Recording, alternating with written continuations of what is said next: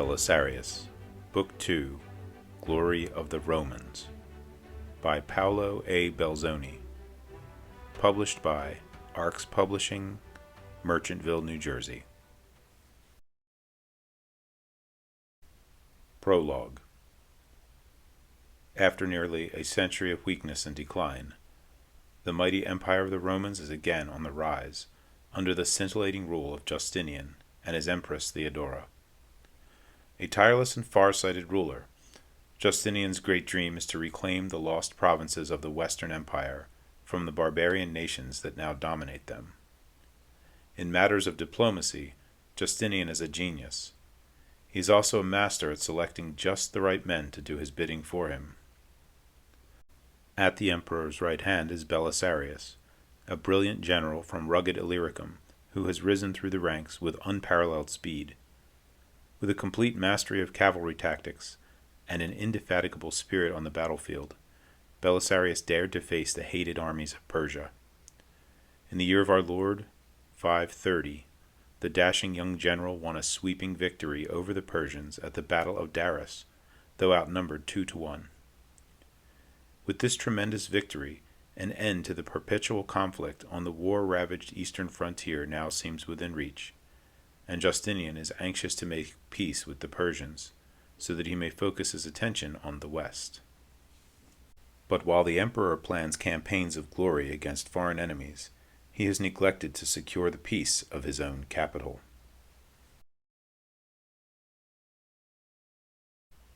Chapter 1.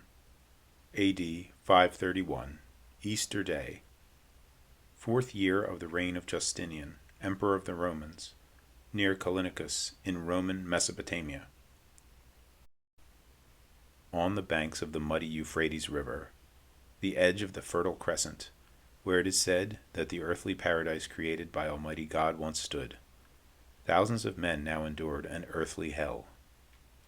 For on Easter Day, rather than giving praise to Jesus Christ for his resurrection to life, the armies of two great empires sought to inflict death upon each other. The battle need not have happened at all. The invading Persians had been brought to heel by the prowess of Belisarius, the commanding general of the Romans. His reputation was such that the Persians dared not engage with him, and upon his arrival with the army of the East, the invaders beat a hasty retreat. Belisarius escorted them to the border, but as the enemy host prepared to ford the Euphrates and escape back into Persia, the officers of the Roman army rebelled against their commander and questioned his courage. Belisarius, for his part, was content to let the Persians escape without bloodshed, counting it a singular blessing to defeat an enemy without losing any of his own men. But the officers under him saw in the retreating enemy a chance for earthly glory, so they raged at their general and demanded that he lead them forth into combat. Seeing the bloodlust in their eyes, and fearing the disorder of a mutiny, Belisarius grudgingly consented. It was a decision he would subsequently regret. Belisarius raised his bow toward the enemy and loosed. Before he could draw another shaft, he sensed the hum of an incoming dart. Ducking down at the last instant, the barbed tip struck the steel helm and clanged off. "God save me," he gasped to himself, shaking off the heavy impact. "Magister, they are taking us from the flank," screamed Trajan, his lieutenant, pointing with his sword toward a great clamor off to the right of the Roman army. "No," Belisarius shouted in disbelief. He jerked his mount around to see with his own eyes, and his mouth dropped open in dismay. A messenger galloped to him, his horse in a froth. "Areithus has deserted us, O Magister. Every last Arab has fled the field." "The cowards couldn't even stand for one charge," Trajan raged, his fists clenched. "Not cowards," Belisarius growled. "They are traitors. How stupid I was to entrust the right wing to them. Despite their boasts, they had no intentions of fighting their brother bandits."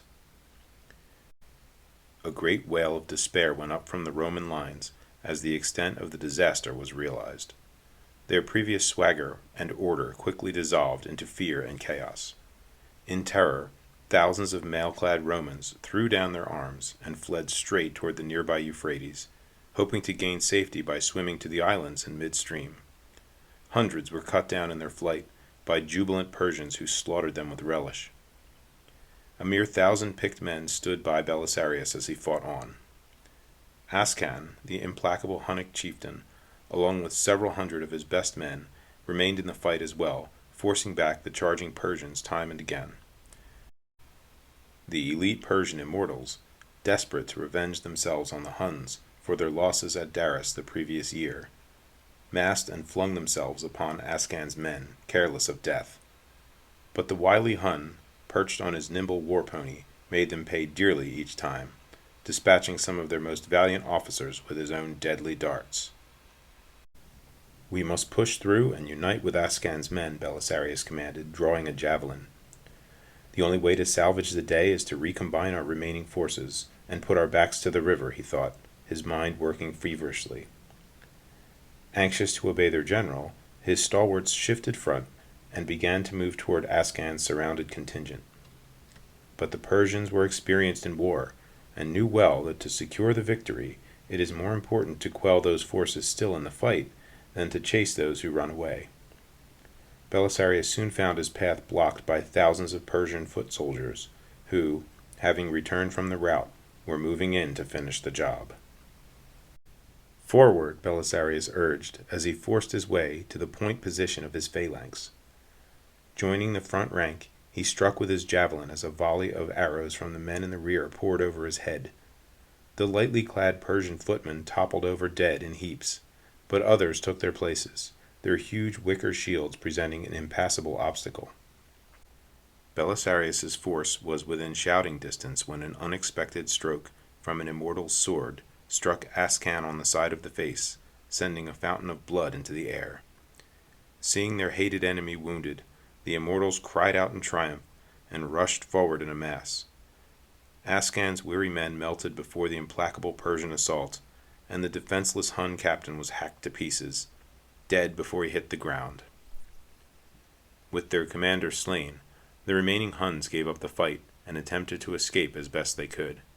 At the sight, Belisarius's remaining men let out a groan of despair. "That's it, we're finished," cried Trajan. "Aye," Belisarius replied, surveying the battlefield bereft of hope. "Nothing remains but to get as many of our men to safety as we can." "Should I sound the retreat?" Trajan asked. "Yes. We will withdraw toward Peter," Belisarius commanded, pointing to a contingent of footmen who were fighting a well-ordered rear-guard action to protect those fleeing across the river. Commanding a Moira of the imperial household guard, the general Peter and his sturdy footmen were repelling a Saracen cavalry attack when Belisarius and his men came charging toward them. At the sight, the Saracens wheeled expertly and withdrew to regroup some distance off.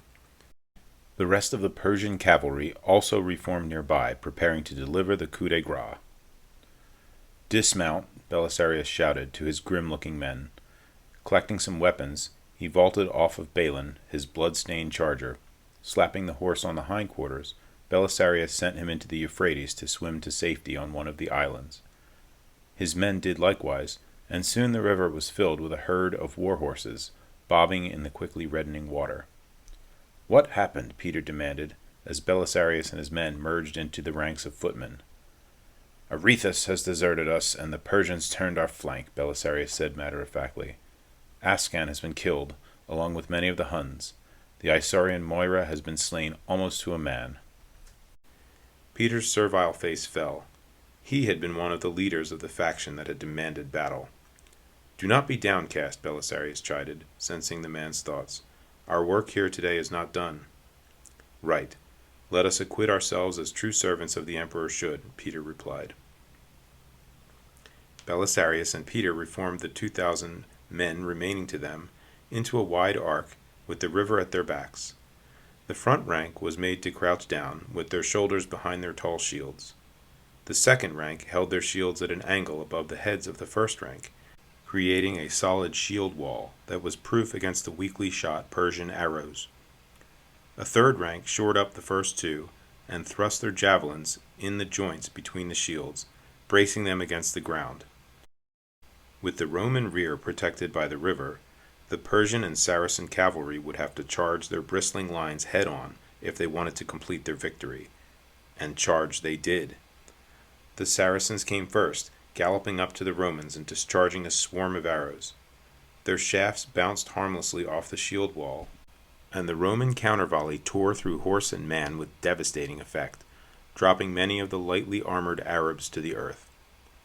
Seeing the futility of this sort of attack, Alamodarus, the wily and vicious Saracen kinglet, swiftly led his horsemen out of range. Better to let the Persians bleed themselves on this stubborn shard than me, he thought to himself, withdrawing to a small hillock nearby to watch the remainder of the battle. He would wait for the Romans to falter before re-engaging. Meanwhile, a few of his men began surreptitiously plundering the corpses of both the Romans and the Persians alike. Anxious to beat down the remaining Roman stalwarts, Azarathus, the Persian Shanaranges, marshaled his cavalry. "Ride them down," he ordered the commander of the Immortals. "Leave not one standing." "We will cave in their heads," the commander replied zealously. Couching his lance, he launched his 5,000 Persian heavy horse at the Roman shield wall like a boulder rumbling down a mountain. "They come again," shouted Peter to Belisarius, who was busy restringing his bow. "These are the Immortals, not wispy Saracens," Belisarius said, wedging himself into the shield wall and squinting into the approaching dust cloud. "Their aim is to ride right over and through us." "Can we hold?" Peter asked, desperation creeping into his voice. "Not if they hit us at full speed," Belisarius said calmly. "But let us see if their horses are awake today." Grabbing a spare shield and sword, Belisarius began clashing them together. "Raise up a mighty noise unto the Lord, O Romans," he urged. Concerned heads began to turn in his direction. "And let it be loud, that he might hear it above the curses of our enemies." Catching the idea, some of the men began to follow their commander's lead. Soon the entire line was pounding on their shields with swords, javelins, rocks, or anything else that was handy, creating an awful, discordant din. "Louder," Belisarius ordered, throwing down his shield and sword and taking up his bow. Calling all available archers to him, he screamed his orders above the cacophony. "Up to the line and draw immediately. Watch for me to shoot. Aim at the horses in the front ranks first. Then shoot anything that moves, now." Belisarius led the archers forward to their positions behind the shield wall as the ear-splitting din rolled across the field before them like thunder. At the sound, the horses of the fast-approaching Persians shook their heads in annoyance. As they closed, the noise increased until the more nervous of them began rearing and bucking in distress, fouling the line and retarding the progress of the attack. But still they came. Belisarius picked out a heavily armored horse of an immortal officer as his first target. He let fly his shaft with frightful accuracy and sent it into the beast's heaving mouth, the only spot not covered with thick metal plate. The horse reared in agony and fell hard to the ground, crushing his rider and knocking another Persian off his mount. Following their commander's lead, hundreds of Roman arrows were soon winging their way toward the Persian cavalry, striking down many. The remainder came on. But when the point of impact arrived, only a few of the more spirited steeds could be driven into the Roman wall and impaled upon the waiting javelins. The others leapt and twisted and fought against their riders to avoid contact and escape the horrendous noise. These made easy targets for Belisarius and his archers, who expertly feathered them. From a distance, Azarathus saw his attack faltering and tore his robe in wrath. "Feckless cowards, do you fear death?" he screamed at his men. "Fear me, rather, and the punishments I will inflict upon you if you fail to ride down these Roman weaklings. You will beg for death before I'm done." Ashamed and enraged, the Persian horsemen reformed to charge again. This time they coordinated their attack with massed volleys of arrows aimed at weakening one particular section of the Roman line. With fanatical fervor, they crashed their heavy mounts into the waiting Romans, and enough made it through the storm of noise and darts to force the Romans to give ground or be crushed. Once contact had been made, dozens more Persians approached the line, some to push into the breach, others to discharge their arrows at the hard-pressed Romans at extreme close range. Under intense pressure, the Romans began to fall back, slipping on the blood-saturated mud as they went. "Hold! For God's sakes, hold!" Belisarius demanded. He rushed to the threatened portion of the line with his bodyguard Unigastus following close behind. Seizing a discarded javelin and shield, he plowed into the line of straining footmen in front of him. "Push them back! Push them back! For God and for the Emperor!" "For Belisarius," a voice shouted from somewhere in the line. This exhortation was greeted with a hearty cheer and a renewed burst of energy. "For Belisarius, hero of Daras," more voices joined. "Nica, Victoria," others shouted in their particular idiom. Infused with vigor, the backpedaling Roman line abruptly stood up and leaned forward again. Striking out powerfully with their javelins, they skewered the foremost Persians and their mounts, and trampled over their bodies. With sheer power the line muscled its way forward. Their strength swelled as they proceeded, and the enemy wave slackened and ebbed away, broken upon the jagged rocks of Roman valor. As the Persian horsemen streamed off to regroup yet again, a tremendous cheer went up from the Roman soldiery. "Belisarius, slayer of immortals! Belisarius, master of Cabades! Belisarius, greatest of all Romans!" Choruses of voices shouted, each vying to outdo the other with epithets of praise for their magister.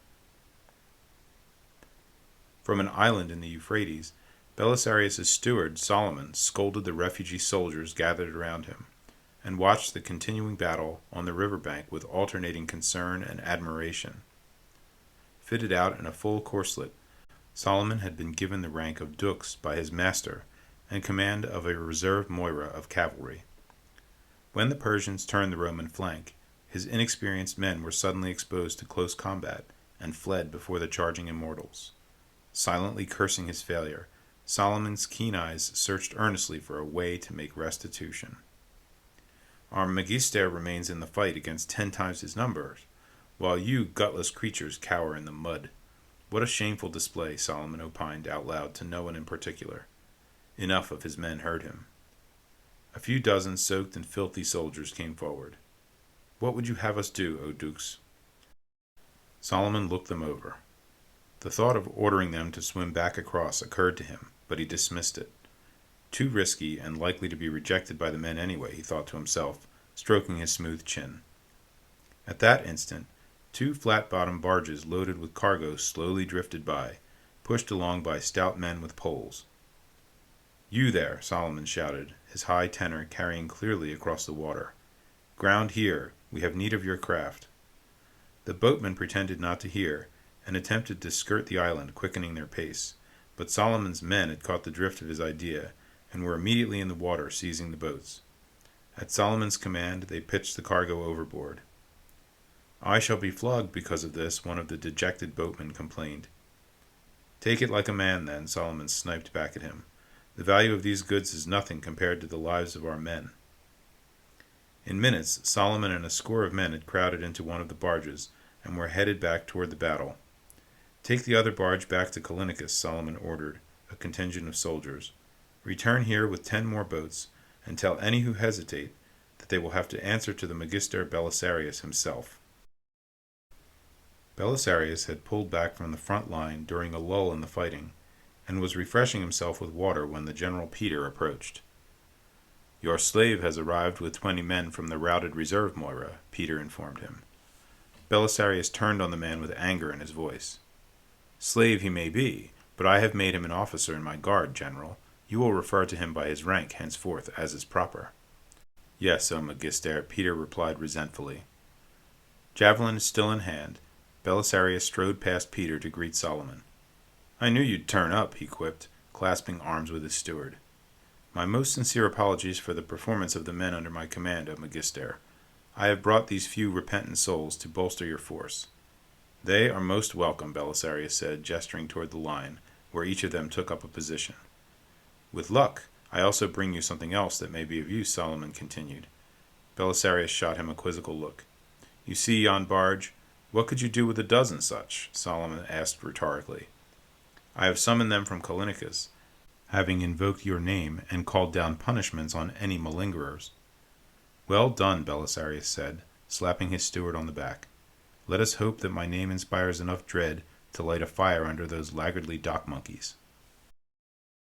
5 more times over the course of the afternoon, the Persians hit the Romans' semicircle of steel with everything they could muster, and each time the Romans threw them back with losses.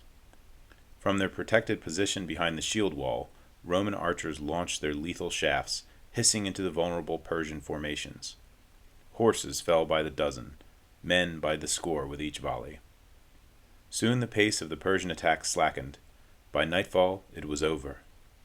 Just as dusk began to obscure the field of battle, Belisarius spied the first group of barges approaching through the foul-smelling mist which settled over the Euphrates. "Ah, our battle fleet has arrived at last," Belisarius remarked, standing in the muddy shallows. But Solomon was in no mood for his master's good nature. He stormed off to meet the first barge to arrive, and dressed down the men aboard. He returned to Belisarius in a snit. "Can you believe these craven half-wits were too afraid to approach the battle during the daylight, and furthermore, they had the audacity to tell me so?" Belisarius laughed. "Brave cowards, who could have imagined?" "Idiots," Solomon seethed. "Well, idiots or no, their tardiness meant death to many Persians, at little cost to us," Belisarius rationalized. "Now let's get these stout fighting men to safety. They've earned their pay today." The sun rose red over somber Callinicus the next day. Belisarius, Peter, and most of their surviving men had found refuge in the fortified city during the night, but stragglers were still wandering back all throughout the next day. The Persians, for their part, spent the morning plundering the Roman corpses left on the field, and then promptly and gratefully retreated toward home. Belisarius began his day early. He surveyed his tattered army, visited the injured, and reckoned the missing and the dead. "Do you suffer much pain?" Belisarius asked, pointing at a freshly applied bandage on the thigh of his friend Igan. The Hunnic captain had been taken to a makeshift hospital in the monastery of St. Zacchaeus, where he and hundreds of others were being treated for wounds of varying severity. "No pain, Magister, scratch only," Igan replied in his awkward Greek. For effect, he stood up and hobbled around his pallet on his crooked legs, bowed from a lifetime in the saddle. Belisarius gave a hint of a smile as the Hun winced inadvertently. "They slay Ascan," Igan remarked, grimacing up into the face of his much taller commander. "It's true," Belisarius said, soberly, shaking his head. "I saw it happen." "Take many Persians with him, eh?" Igan rasped. "He did. He faced death upright on his horse. No one ever saw his back." "Died like a Hun," Igan enthused. "We collect his body?" "No," Belisarius admitted apologetically. "It was impossible." Igan exploded into a throaty laugh. "Then pity the Persian who took his steel cap, filled with fleas." Belisarius smiled. Picking his way through the bustle of monks attending the wounded, Trajan entered, seeking Belisarius. "Magister, there are some men back at your quarters who wish to see you," Trajan announced as he approached. There was a hint of satisfaction in his voice. "What men?" "Your comrades, the other commanders," Trajan smirked. "They seem in quite a humble mood this morning." Belisarius bid farewell to Igan and hurried back to his headquarters. There, a group of his officers was receiving a stern lecture from Solomon, who had not yet shed his armor. "You who fought alongside him at Daras dared to question his courage? You, Marcellus, who campaigned with him in Armenia, you accused him to his face of losing his nerve, demanding that we attack a retreating enemy even on Easter Day." "I deny I said that," Marcellus protested weakly. "You did say it," Solomon shouted. "I marked every one of you, even the one whose flesh now fills the gizzards of vultures." "This is intolerable," Peter grumbled under his breath, "to be harangued by his slave." "Then learn some humility," snapped Bouzes, who was standing next to him. He hung his head, ashamed to have been part of the cabal. "Fools that you are, in your arrogance you thought that you knew better than he did," Solomon continued. "Yet you only succeeded in staining the ground red with the blood of Romans. Almost all 2,000 of the Isaurians were slain." "They were among the loudest proponents of the attack," Belisarius said, having entered the courtyard unnoticed. Every head turned in his direction. None can fault them for failing to match their swagger with action. All were silent as Belisarius and Trajan made their way through them. An ornate curule chair had been set out, and Belisarius seated himself upon it. "Solomon, you may return to your duties," he said, nodding. "Yes, Magister," Solomon bowed and strode into the house. Belisarius was silent for a long moment. "Well," he finally barked, his annoyance getting the better of him. "I did not summon you. Why have you come?" Shuffling forward, the officers began to form a line. Buzas pushed his way through to the head. He genuflected before Belisarius, bowed his head submissively, and said, "Forgive me, Magister. God knows the fault was mine, not yours." One by one the others did likewise.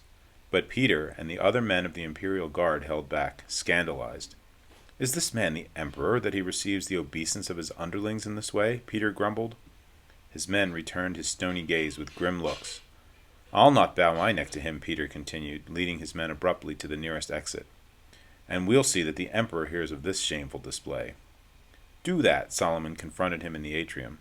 "But be sure that the emperor also hears how you imbeciles nearly mutinied because my master would not engage in a pointless battle. Tell the emperor how your rash swagger cost him nearly 5,000 of his best soldiers." "Your master aggrandizes himself," Peter began. "As is proper," Solomon cut him off. "He is the commander of the East, and though you have no respect for authority, be assured that my master most certainly does. He is loyal to the emperor unto death." "Out of my way, eunuch," Peter snarled as he pushed past him into the narrow cobblestone street. "Tell Belisarius that we are leaving here at sunup tomorrow to return to Byzantium." "You should tell him yourself, O general," Solomon shouted after him. But Peter was finished arguing with a mere servant. "That haughty fool," Solomon sighed out loud.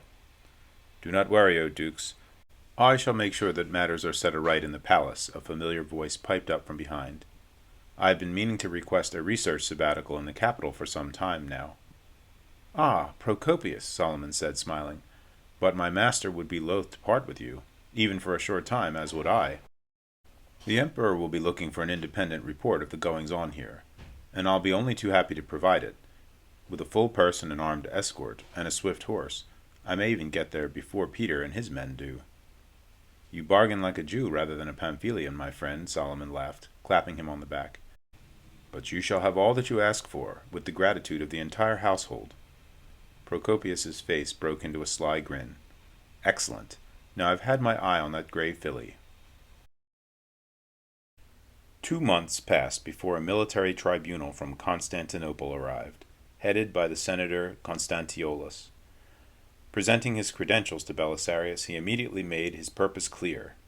The emperor wanted the full truth about the defeat at Callinicus, and the senator had been deputized to get it. Belisarius gave Constantiolus free and easy access to whomever he wished to interview, and put no roadblocks in his way. The senator plowed through the process with determination born less of thoroughness than a desire to finish and depart. He saved Solomon for last, and when the dux emerged from his questioning, his face was flushed with anger, all the way to his receding hairline. "He intends to blame the entire debacle on you, master. That much is clear," Solomon fumed. Belisarius turned away. "You are being overly sensitive, I think. The other men tell me that his methods of interrogation are accusatory and brusque, but that is the technique employed by good lawyers." "It is more than that," Solomon groused. "Someone at court has coated his palm with gold, I'll wager. Most likely that scoundrel Peter. Of course, if that's the case, it means that there's a way we can influence the course of this investigation as well." "Are you suggesting that we offer him a bribe?" Belisarius laughed. "A bribe, master?" Solomon said, false innocence permeating his voice. "Not exactly. It would just be a few numismata to balance out the evidence presented by your adversaries, not an uncommon practice." Belisarius frowned. "No bribes. If he chooses to indict me to the emperor, then so be it. I erred in allowing myself to be swayed by the men. If the emperor decides to punish me for this error, I will accept it." Solomon's mouth twisted, but he said no more. Another 2 months went by before an imperial courier found Belisarius exercising in the courtyard of his headquarters at Daris. The courier delivered his missive, accepted a follis for his trouble, bowed, and left. After dismissing his sparring partners, Belisarius broke the seal and read. "Any news, master?" Solomon asked, his impatience getting the better of his discretion. Belisarius simply laughed a shallow, mirthless laugh. He sat down on a convenient bench and put a hand to his forehead. "Here, you read it," he said. Solomon snatched up the note. It was written in the curt official jargon of a military command. As he finished, his face fell. "You've been recalled." "Yes, that's the gist of it," Belisarius snapped. "That wretched Peter. I guess Constantiolus was in his pay after all," Solomon offered weakly. Look, are you just going to stand there stating the obvious all day long?" Solomon looked thoughtfully at the letter again. "But, master, it's not all as bad as it seems. Look here. It says that an embassy under Rufinus has made significant progress with the Persians. They are in the process of finalizing a peace with Cabates even now." Belisarius laughed aloud, this time with more gusto, as if a thought had just entered his head. "Master, there's no disgrace in this recall," Solomon rationalized. "The emperor is merely repositioning our forces in expectation of a treaty." Belisarius leapt to his feet, his momentary melancholy replaced with a sudden burst of exuberance. "Don't play the sycophant with me, Solomon. I'm not the naive boy I used to be. Whatever the reason, this recall is meant to take me down a peg, and indeed I deserve it. But do you know something? I don't care." Solomon looked at him strangely. Belisarius approached his servant and slapped him hard on the back. "Let them demote me. When I get back to Constantinople, the first thing I'm going to do is get married."